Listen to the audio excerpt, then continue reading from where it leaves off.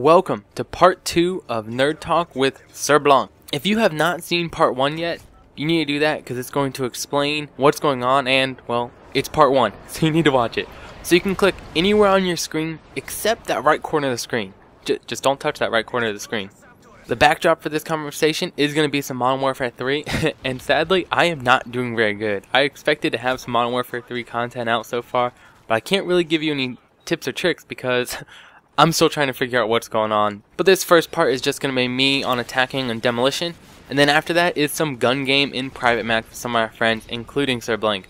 Gun game was always a favorite of mine in Black Ops, and I'm sure I'm going to be playing in a lot of Modern Warfare 3, along with a whole bunch of other private matches and fun things like that. So keep a lookout for that, and let's continue to part 2.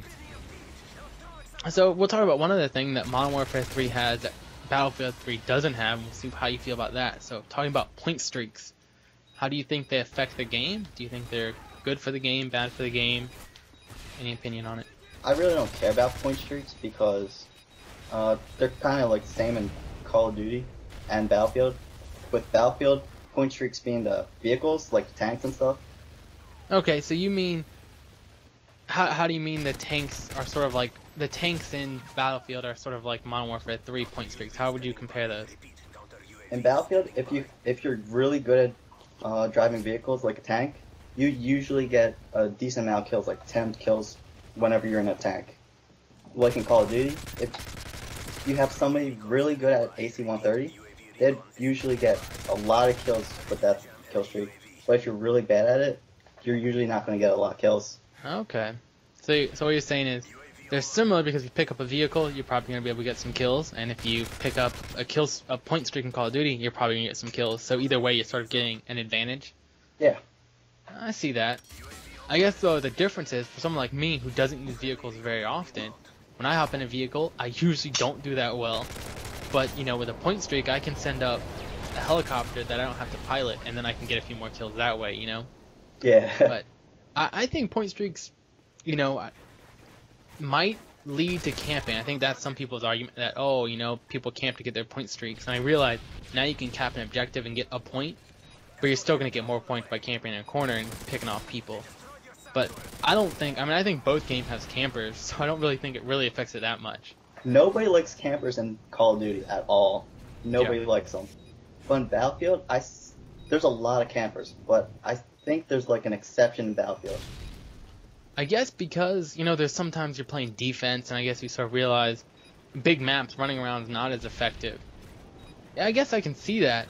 Maybe people just consider it, they don't label it camping in Battlefield as much as Call of Duty. But with Call of Duty, you see a lot more people who just sprint around the map and can still do good. So I think when you don't see someone doing that, you automatically say, oh, he's camping. And it's like, well, not always, but I agree. I see a difference there.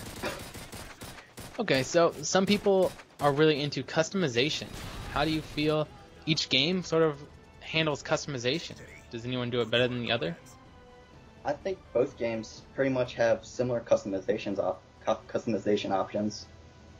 Yeah, I think Battlefield 3 definitely picked it up from previous titles. I mean, now you have just as many choices in Battlefield 3 as you do in Call of Duty, pretty much. You get your gun, you get attachments for it, you get more attachments in Battlefield 3. I mean, not as many options, but you get more on your gun at one time. You get the sidearm, you get your perks or your specs.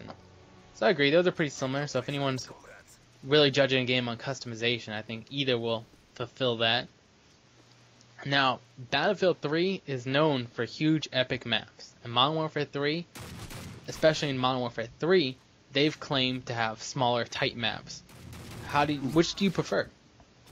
I would usually prefer medium, like big medium maps, so the game lasts a decent amount of time, not really short, not really long. In Call of Duty, the small maps that they claim to have are actually pretty decent, but I don't like most of them. Okay. Why not?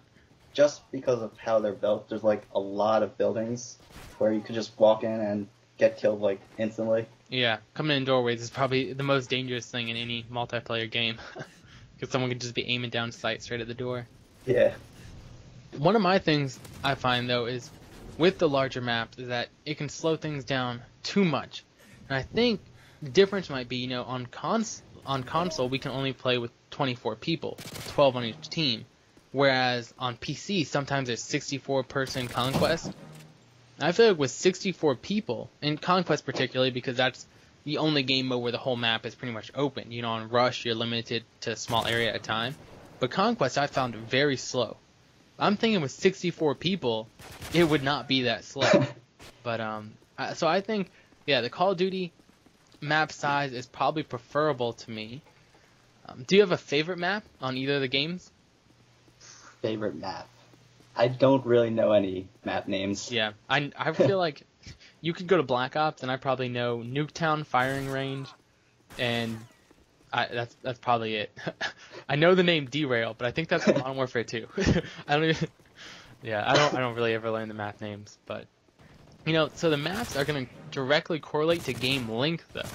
And I think it's clear to say that Battlefield 3 has games take a lot longer. Yeah. How does that affect you or your decision for which game you like more? Usually if I want to play a quick game, I usually go to Call of Duty because Battlefield games are just way too long. And I feel like it gets too long, and usually that means less action. And if you only have a little bit of time, you can't really hop on BF3 and expect to finish a game, you know? Where on Modern Warfare 3, if you have 30 minutes, you can get and play like 3 or 4 games pretty easily. Mm-hmm. And this one's a clear advantage to Battlefield 3, I think, and that's graphics. I mean, do you agree? Yes, I love the graphics. It does. I think it looks really good. I mean, sometimes the sunlight glare is too blinding, but other than that, I think the scenery it's pretty spot on. I think it's really good. When I usually play by myself, I would usually just walk around, stare at all the trees and stuff, look at the grass. Oh man, yeah, it's amazing though. It's pretty impressive what they can do. Now we can talk about game modes. Modern Warfare 3 has a ton of game modes, while Battlefield 3 has 5. Do you prefer game mode on either one? In Battlefield, I like the squad stuff, all the squad stuff. I'm definitely with you. I think we play squad stuff a lot. You know, you don't have to rely on other people. It's usually smaller maps, more action. Not always more action, but smaller maps, so it goes a little quicker, and it's more tactical. Do you think Modern Warfare 3's huge list of game modes makes it better than Battlefield 3 in that aspect, or? If you want to do like something different once in a while, it's really good for that. Especially the new game modes they came out with. Yeah, Team Defender and Kill Confirmed. Kill Confirmed. Wow, I can't believe I can remember. Yeah. See, I'm not really a huge Team Deathmatch fan. Like, I don't like the Team Deathmatch variants to begin with. You know, I'm more of an objective player. So those games, you know, I don't know, they're cool, but I'd rather be playing Domination or Demolition or something. But yeah, I think that, you know, Modern Warfare 3 definitely has more game modes, which can help keep it fresh. But at the same time, because you play more games quicker, you're going to get on more maps. And so I guess they sort of both get old at the same rate because you see more maps on Call of Duty. But yeah.